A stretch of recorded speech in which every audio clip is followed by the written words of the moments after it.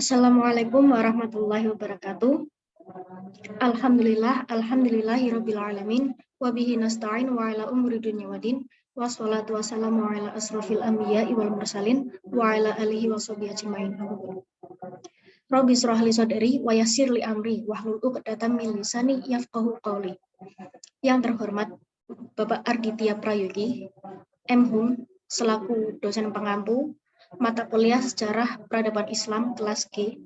Perkenalkan, nama saya Vita Uzlifatul Jannah dengan NIM 2120131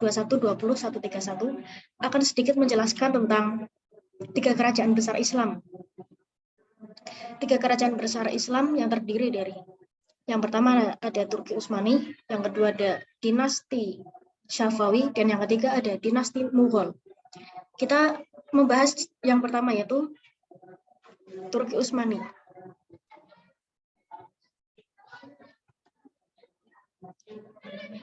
Kata Utsman diambil dari pendiri pertama dinasti ini, yaitu Utsman ibnu Ertogril ibnu Sulaiman. Utsman adalah sultan pertama, kemudian diikuti sultan lainnya dengan berdasarkan pada hubungan darah dan garis keturunan bapak. Kerajaan Utsmani menerima banyak pengaruh dari luar sistem monarki absolut. Monarki absolut nih ya, yang diterapkannya berasal dari Persia. Yang kedua, kerajaan Utsmani bersifat elektrik, yaitu memungkinkan terciptanya sistem kenaikan pangkat atau status yang didasari pada kemampuan terlepas dari latar belakang kasta atau kelas sosial seseorang.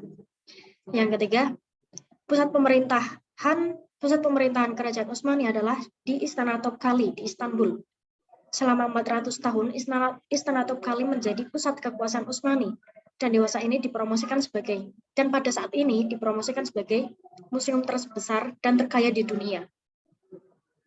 Kemajuan yang dialami Turki Utsmani yang pertama, kemajuan dalam bidang militer. Terbentuk sebuah kesatuan militer yang disebut Janissary. Yang kedua, dalam bidang pemerintahan. Sistem pemerintahan kerajaan Mughal didasarkan pada sistem feodal. Dan yang ketiga, dalam bidang agama dan budaya. Mereka mengakulturasi karena kebudayaan Turki merupakan perpaduan antara kebudayaan Persia, Bizantium, dan Arab. Yang keempat, dalam bidang intelektual.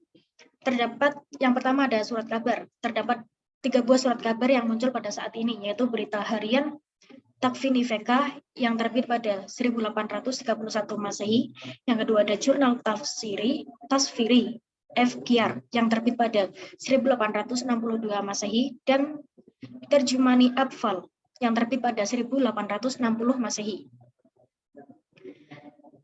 Dan dalam bidang pendidikan, dinasti Utsmani melakukan pengorganisasian sebuah sistem pendidikan madrasah yang tersebar luas. Kemajuan yang selanjutnya ada sastra dan bahasa. Pada masa ini muncul sastrawan dengan hasil karya-karyanya. Di antaranya ada Ibrahim Sinasi, karyanya adalah The Butch Wedding yang bergenre komedi. Dan kemajuan yang terakhir ada dalam bidang seni dan arsitektur. Bidang seni dan arsitektur yang muncul pada masa dinasti Utsmani sangatlah beragam, seperti bentuk kubah masjid, seni bangunan, kaligrafi, desain interior, painting, dan cover buku. Selanjutnya, kemunduran dari dinasti Utsmani. Ada faktor internal dan eksternal. Faktor internalnya yaitu buruknya sistem pemerintahan, hilangnya keadilan, banyaknya korupsi, meningkatnya kriminalitas, heterogenitas penduduk dan agama, kehidupan istimewa yang bermegah-megahan, yang terakhir merosotnya perekonomian negara akibat peperangan. Saya hanya meletakkan 2 alasan karena saya kira terlalu banyak jika disebutkan satu persatu. Dan faktor eksternalnya, munculnya gerakan nasionalisme dan terjadinya kemajuan teknologi di wilayah barat, khususnya dalam bidang kesenjataan. Yang terakhir, berakhirnya kerajaan Turki Utsmani dan beralihnya menjadi Republik Turki. Pada tahun 1923 disepakatilah berdirinya negara Turki yang dipimpin oleh Mustafa Kemal atau yang bisa disebut dengan Kemal Atatürk. Pembahasan kedua, ada dinasti Safawi. Kata Safawi berasal dari kata Safi atau gelar bagi nenek moyang Sultan Safawi, yaitu Safi al-Din Ishaq al-Ardabili, pendiri dan pemimpin Thariqah Safawiyah. Kemajuan-kemajuan yang diraih oleh dinasti Safawi yang pertama, dalam bidang sosial, mengadakan pembenahan administrasi dengan cara pengontrolan dari pusat. Yang kedua, dalam bidang agama, Abbas pertama menerapkan bahwa toleransi atau lapang dada yang sangat besar. Yang ketiga, dalam bidang ekonomi, salah satu jalur dagang laut antara negara timur dan barat yang biasa diperebutkan oleh Belanda, Inggris, dan Perancis akhirnya menjadi milik kerajaan Safawi. Selanjutnya, dalam bidang ilmu pengetahuan, tradisi keilmuan yang terus berkembang dari nenek moyang sampai kerajaan yang berlangsung. Yang terakhir ada bidang seni. Bidang seni kemajuan terlihat dari gaya arsitektur bangunan, seperti contohnya Masjid Shah yang dibangun pada tahun 1603 Masehi. Yang selanjutnya ada kemunduran-kemunduran yang dialami dinasti Safawi. Kemunduran pertama, adanya konflik yang berkepanjangan dengan kerajaan Turki Utsmani. Berdirinya Safawi bermazhab Syiah menjadi ancaman bagi kerajaan Turki Utsmani. Yang kedua, terjadinya degradasi moral yang melanda sebagian pemimpin kerajaan Safawi. Yang ketiga, pasukan Ghulam atau budak-budak yang dibentuk oleh Abbas I tidak mempunyai semangat perjuangan yang tinggi. Yang keempat, seringkali terjadi konflik internal dalam bentuk perebutan kekuasaan di kalangan keluarga istana. Yang kelima, lemahnya para sultan, dan yang terakhir, lemahnya ekonomi pemerintahan atau negara. Dan pembahasan terakhir,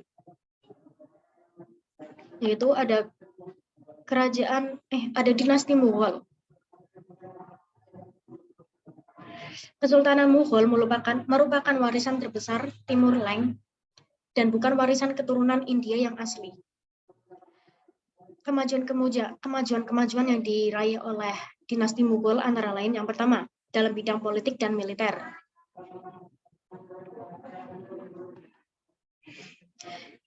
Dalam bidang politik dan militer, mereka memajukan yang menonjolkan adalah politik sul-ehkul atau toleransi universal. Yang kedua, dalam bidang ekonomi, memajukan pertanian terutama untuk tanaman padi, kacang, tebu, rempah-rempah, tembakau, dan kapas. Yang ketiga, dalam bidang seni dan arsitektur. Ciri yang menonjol dari arsitektur Mughal adalah pemakaian ukiran dan marmer yang timbul dengan kombinasi warna-warni.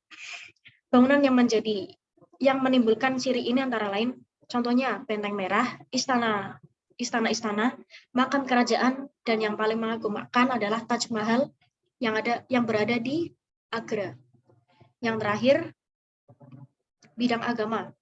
Kesultanan Mughal mencapai suatu fase yang menarik, di mana pada masa itu Akbar memproklamasikan sebuah cara baru dalam beragama, yaitu konsep dini ilahi. Kemunduran-kemunduran yang dialami oleh dinasti Mughal. Yang pertama ada faktor internal dan faktor eksternal. Faktor internalnya, penguasa yang lemah. Tampilnya sejumlah penguasa yang lemah, terus terjadinya perebutan kekuasaan dan lemahnya kontrol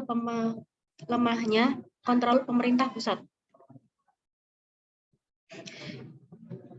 Kemudian terjadinya stagnasi dalam pembinaan kekuatan militer sehingga operasi militer di Inggris di wilayah-wilayah pantai tidak dapat segera dipantau oleh kekuatan maritim Mughal. Yang terakhir, kemerosotan moral dan hidup mewah di kalangan elit politik yang mengakibatkan pemborosan dan penggunaan uang negara.